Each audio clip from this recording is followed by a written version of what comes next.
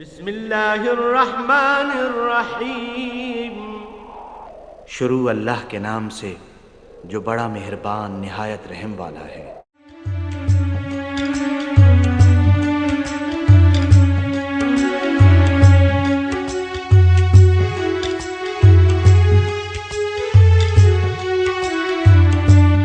حضور نبی کریم صلی اللہ علیہ وآلہ وسلم نے ارشاد فرمایا، ہمارے اور کافروں کے درمیان فرق نماز ہے، جس نے نماز چھوڑ دی اس نے کفر کیا۔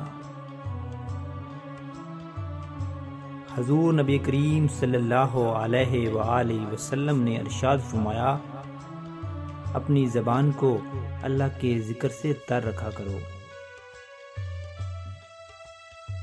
حضور نبی کریم صلی اللہ علیہ وآلہ وسلم کا فرمان عالی شان ہے، اے لوگو قرآن پڑھا کرو، کیونکہ قرآن روز محشر میں اپنے پڑھنے والوں کے لیے سفارش کرے گا۔ حضور نبی کریم صلی اللہ علیہ وآلہ وسلم کا ارشاد گرامی ہے، جائیدادیں اور جگیریں نہ بناؤ ورنہ تم دنیا کے ہی ہو کر رہ جاؤ گے۔ اللہ کے رسول صلی اللہ علیہ وآلہ وسلم نے ارشاد فرمایا، تم اللہ تعالیٰ سے ایسی حالت میں دعا کیا کرو کہ تم قبولیت کا یقین رکھا کرو، اور یہ جان رکھو اللہ تعالیٰ غفلت سے برے دل سے دعا قبول نہیں کرتا۔ اللہ کے رسول صلی اللہ علیہ وآلہ وسلم نے ارشاد فرمایا، جو شخص اللہ تعالیٰ سے دعا نہیں کرتا اللہ تعالیٰ اس پر غصہ کرتا ہے۔ حضور نبی کریم صلی اللہ علیہ وآلہ وسلم کا ارشاد گرامی ہے، تم سچائی کو لازم پکڑو اور ہمیشہ سچ بولو، کیونکہ سچ بولنا نیکی کے رستے پر ڈال دیتا ہے اور نیکی جنت تک پہنچا دیتی ہے۔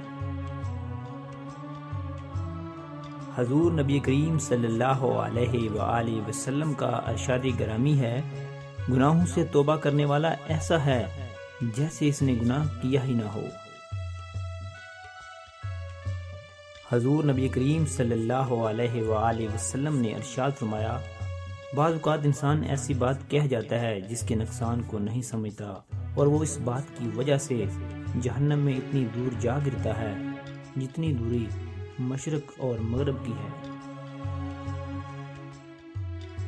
حضور نبی کریم صلی اللہ علیہ وآلہ وسلم نے ارشاد فرمایا، میری امت کو قیامت کے دن اس طرح بلایا جائے گا کہ ان کی پیشانیاں اور ان کے پاؤں وضو کے اثار کی وجہ سے چمک رہے ہوں گے۔ حضور نبی کریم صلی اللہ علیہ وآلہ وسلم نے ارشاد فرمایا، دنیا فائدہ اٹھانے والی چیز ہے اور دنیا میں سب سے زیادہ فائدہ دینے والی چیز نیک بیوی ہے۔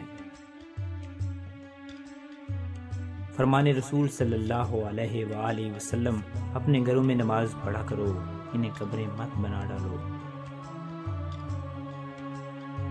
حضور نبی کریم صلی اللہ علیہ وآلہ وسلم کا ارشاد گرامی ہے، ہر گناہ میں جتنا چاہے جب چاہے اللہ تعالیٰ معاف کر دیتا ہے، لیکن ماں باپ کی نافرمانی کا گناہ کا مواخذہ دنیا ہی سے شروع ہو جاتا ہے، اسے معاف نہیں کیا جاتا۔